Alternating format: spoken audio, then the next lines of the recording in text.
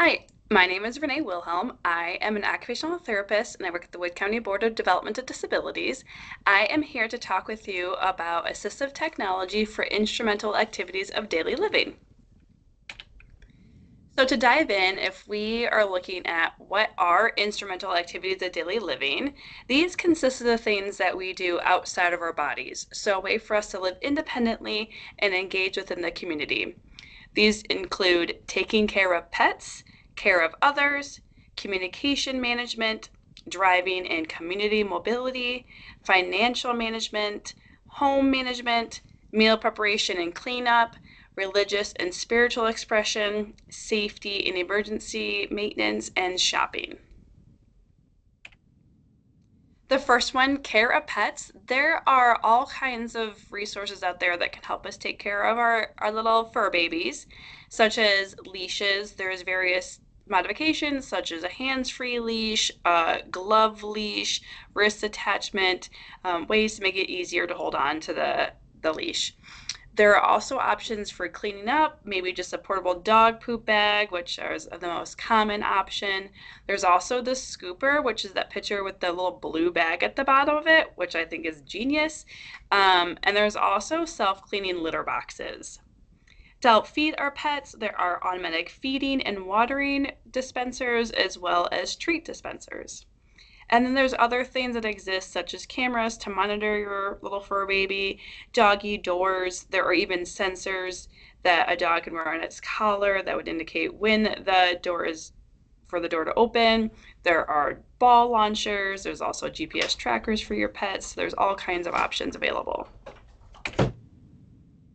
Taking care of others is the next topic we're going to discuss. These can include something such as an ergonomic baby carrying sling or wrap. There are positioning bed pads that have handles on the side to help somebody be able to adjust a caregiver or a loved one in bed. There's all kinds of different alternative clothing options where there are different access points such as zippers or magnetic closures to make it easier to put the clothes on or off or manage any of their medical needs. There are bed pressure alarms that can notify a caregiver if an individual is getting up out of bed. Call lights such as the call to you system where you would push a button and it would alarm from a chime that's in an outlet in a different room to let the caregivers know that somebody needed help. There's also video monitors that you can consider using. If you were to do that, you'd first want to talk about Human Rights Committee to make sure that they are not a violation of the individual's rights. You can look into motion sensor, pressure sensor, contact sensors, maybe a motion sensor to notify if somebody was up, moving around, pressure sensors such as a bed or a chair sensor, contact sensors, those would go on the doors or the windows. There are also GPS tracking options to help track the location of a loved one. Again, talk to Human Rights if you're looking to go that route. And then there's also smart hubs that exist, such as Alexa, where you could do a drop-in on somebody if you are not physically home with them. Communication management is the next one we'll go over. There are different options such as hearing aids that you can look into. The Echo Buds actually are developing hearing aid systems within their earbuds, but you'd want to talk to an audiologist first to make sure that you have the right parameters. Other amplification systems exist. Adaptive phones or watches where you could have customized contacts that were in there or approved contacts. There are phones that make it easier for somebody to use or safety features built in there. Watches are a way for somebody to have access to be able to text or phone call somebody who may not be ready for a phone themselves. The Claire's Companion is a tablet that has a contact list that you decide who is in that contact. You can text or video call with them. This also has the option to play games on there and access the internet. There are options such as picture exchange communication, picture boards, symbols, different ways that you can help somebody communicate.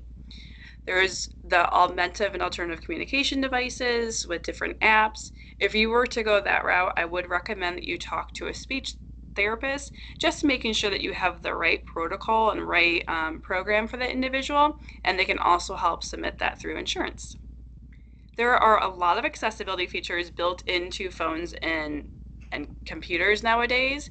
If you were to look under the accessibility features, you'd find a handful of them, which could include like talk to text, text to speech. There's even live captioning, which is available in iOS systems if you're doing FaceTime. Those are all able to be accessed for free, so I would recommend checking those out if those are some of your concerns. Moving on to driving and commuting mobility.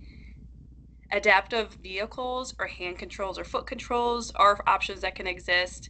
We often recommend step stools to help somebody be able to get in and out of the vehicle safely. There's also the handy bar, which you see in this picture here. It's a really neat portable lightweight device that when the door is open, you slide it right into the frame of the door and you can use it as a handle to get in or out of the vehicle. There are also seatbelt grabbers or seatbelt release buttons. So someone who has a hard time reaching the seatbelt or just pushing the button to release that, there are things that you can use to push to release that button. Swivel seat cushions. This is a cushion you would put right on the chair, and when you sit on it, it will help you swivel into the car. Out in the community, look for ramps or lifts, different ways to access different buildings or areas. There are public transit apps that can also help somebody get around in the community. Crosswalks are usually marked with visual or auditory cues. And then there's also adaptive biking as an option. If we're looking at financial management, there are a lot of apps that exist now that can help with baking or budgeting, helping identify money. Another easy option is to set somebody up for automatic bill pay where they don't have to do anything and the bill would just be paid from their bank account. Other technology solutions, though, could be the money embosser. This is a little device that you could use on your bills, your dollar bills, and you could imprint the amount that that dollar is worth or that bill is worth, so that someone who reads Braille could be able to identify what the value of that bill is that they're holding. There's also coin counters that can also talk out loud to what the coin is. There's talking money identifiers. You can do the old school coin wrappers that are just the paper wrappers that you can only put so many coins in to fit for that certain value amount of that wrapper. Looking at what is a good wallet that someone can use safely and comfortably to help them manage their money, or maybe just something, the old-fashioned calculator is a way to also help manage our finances. Looking at home management, this is our way for us to control our house and keep it clean and update all of the needs that we have for there. So home automation is a great way to start. These are ways that you can access like your thermostat, your lights, your blinds, your curtains, etc. with either like an app or using a smart hub such as Google or Alexa to be able to control those with your voice. There are also smart locks that can be really helpful for somebody who maybe has a hard time getting up to unlock the door to let others in. They can manage the locks just from an app where they are able to remain stationary.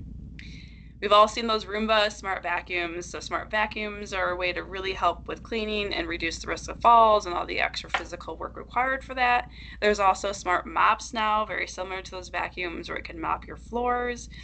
There's even a self-cleaning window cleaner that you mount it to the window and it'll clean the windows for you. And other appliances such as like the smart washing machine where it washes and dries the clothes all within the one machine. All right, meal prep. This is a very large area of assistive technology. I didn't go into great detail. If you are interested in more assistive technology within the kitchen, please go to our learning module of assistive technology for the kitchen, and it dives into much more information. But here are some general ideas for if someone is trying to prepare meals and cook. Always looking at the option of grocery delivery or pickup. Having a smart hub is a nice way to organize your shopping list. For example, the Alexa, you can, on the app, it has a shopping list option, so you can tell the Alexa to add something to your list. This is nice because it's always portable with you. If you're at the store, you have access to the app if you have the device that it exists on.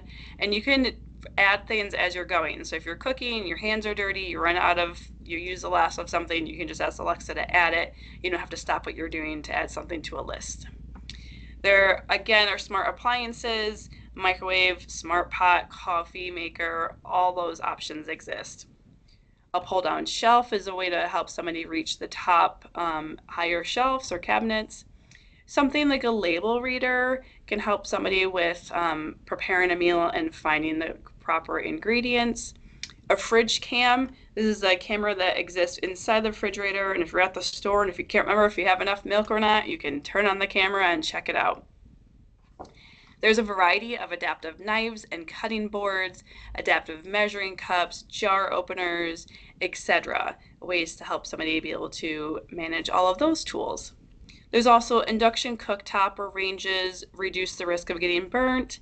And then this picture here is a pot stabilizer to prevent your pots from moving around when you're stirring them. Again, this is just the tip of the iceberg. There are so many resources for meal prep and cooking. Religious and spiritual expression, online services are becoming more and more popular nowadays. Having assisted listening devices such as amplification or hearing aids. Maybe we can consider PDF readers or screen readers for somebody who would like to be able to read the content. Scan markers is another option where they could scan the marker over the font and it would read the text out loud to them. Maybe looking into large print content, or maybe even audiobooks. So if there's a religious book or a spiritual book that they would like to listen to, see if that is an option. Audiobooks are free and available on Libby or Hoopla apps. It just depends on if those books that you're looking for are available within your library system. Safety and emergency maintenance, having the ability to control your locks through an app or through keypad or biometric. The nice thing about those are also if you are no longer working with a certain staff, you can disable their code to get into your house. Or if there's an emergency and you need first responders, you could give them the code to your house so they have access to getting into your house. Smart smoke detectors and carbon monoxide detectors are really helpful. You can have them be hardwired in. They can be paired with an app. Some of them you can even label them and name them so you could be identified that the kitchen smart smoke detector is going off versus the bedroom. For someone who is hard of hearing, strobe lights would also be helpful in the situation of a smoke alarm going off or even the doorbell ringing. There's ways to do strobe lights to get their attention. Bed shakers are another option for somebody who is deaf. You can have bed shakers that can pair with a smoke detector or also with an alarm clock. It's a little disc that would go under your pillow or your mattress, whatever their preference would be, and it would vibrate to alert them. There are fall pendants, a variety of options within that category. Again, looking at the sensors, those motion, pressure, or contact sensors could be really useful for emergencies. Cameras or video doorbells. If you were to go that route, again, make sure that's not an infringement on their rights. And then GPS tracking is another thing that you might want to consider for human rights and make sure it's not an infringement. The GPS has what's called geofencing options. Some of them, such as Angel Sense, has this feature. You can label certain places such as home, school, work, etc., and the caregiver would get a notification if that loved one had left or arrived at those identified locations. Thank you so much for listening to this. If you have any questions, please feel free to reach out to the board of DD in the OT department, and we'd be more than happy to walk you through any of the suggestions that you might have or questions you might have. So thank you so much for listening, and have a great day.